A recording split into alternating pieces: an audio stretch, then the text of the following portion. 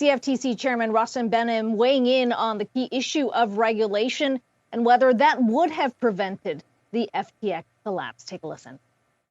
At the CFTC, we lack the authority to comprehensively regulate the digital commodity market and to prevent this from happening again.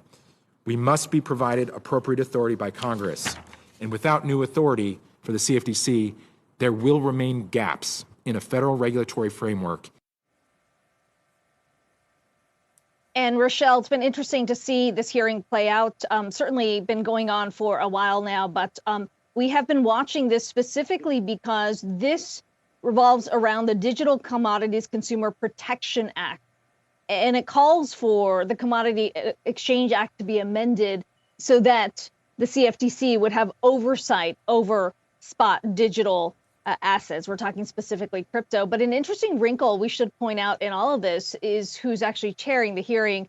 We've got Senator Debbie Stabenow as well as Senator John Boozman, who, by the way, got the biggest donations from Sam Bankman-Fried. And that's kind of been the criticism, is that they were largely shaped by lobbying efforts from FTX.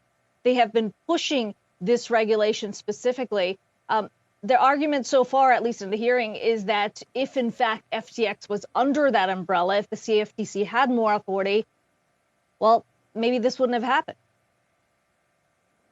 I mean, and that's an interesting dynamic there, because if you're relying on someone who is now at the center of this controversy, it makes you sort of take a back seat and wonder who is actually informing the regulations here. Not only that, how are these cryptos being classified and these exchanges being regulated? If it's a security versus if it's seen as a currency, being that tokens can pop up pretty much out of anywhere.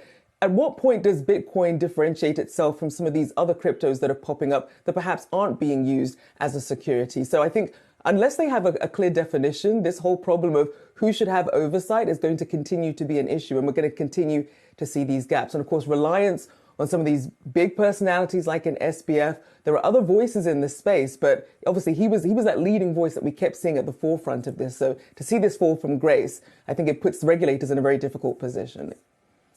Yeah, there is one thing that Rachelle Behnam did point out, as well as the senators, and is Ledger X, which is part of the FTX assets or assets owned by FTX.